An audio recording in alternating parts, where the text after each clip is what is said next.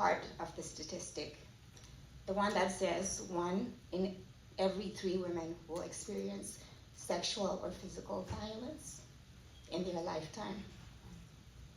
In Africa, it's almost 1 in 2. And well, what is my profile? I was a straight A student. I graduated from an Ivy League university. I have a master's degree. I am reserved, opinionated, financially independent. I have a great father and mother, come from a family that loves me. But I form part of this ugly statistic. It is hard for me to put these together because I think I did everything right. I have read all the right books. I have read Chinua Achebe, Susan Sontag, Karl Marx. It is hard for me to reconcile what my life represents on paper with the fact that I am part of this statistic.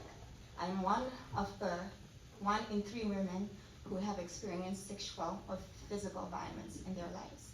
And true to that statistic, my experience went unreported.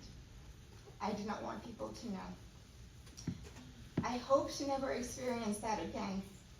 But the honest truth is that there are no guarantees that it will never happen again as long as I am a woman, as long as I am alive, really. This is the reality. I do not dwell on it, but that is how it is.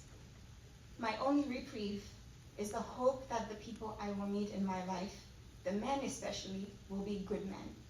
I count and I depend on the goodness of the rest of the men out there, because the greatest violent threat to my life as a woman is a man.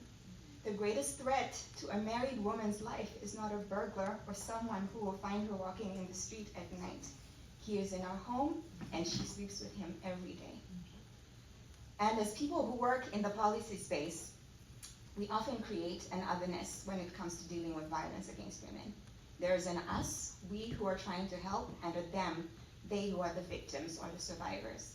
And without fail, the victims or survivors of gender-based violence in our circles and the work that we do are almost always impoverished women from the bottom of the social ladder, which gives us a chance to play the benevolent role, to work on policies and provision of services, always for others, but not for ourselves.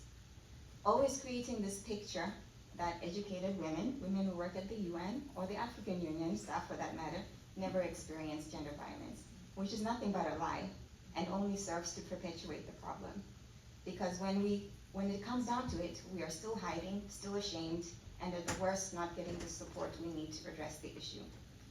The experience has also humbled me that when I speak on gender violence or work on policies or advocate for better services for survivors or better data, statistics on gender violence prevalence rate, I do not do it from the standpoint of the benevolent benefactor or a women's rights activist fighting for the downtrodden. I do it from the point of view of a woman who knows what it feels like to make eye contact with a fist, a woman who knows what it feels to be utterly powerless and to know that my life is really at someone else's mercy. And I feel safe here, which is why I wanted to share that experience. I wrote this in 2015 and I've never shared it because I just never felt brave enough to share it.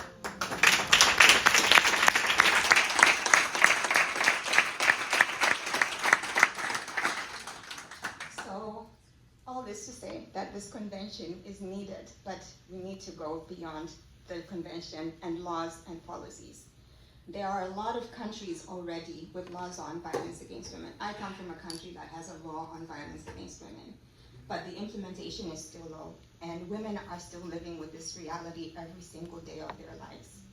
And we're talking about women, peace, and security this week, but this also extends to human security, for women to feel safe, whether in times of conflict or peace, and that the absence of conflict does not mean safety. In Zimbabwe, for a long time, there was a huge resistance to developing a national action plan on security on Resolution 1325, because Zimbabwe is not a country in conflict. But restricting the conversation about women, peace, and security to only context of conflict is reductive, and it does not serve us. And it has to apply more widely. So Helen mentioned that the convention started with positive masculinities, and I think that's exactly where it should have started, right? which is where the responsibility of addressing this issue lies, with the men. Thank you.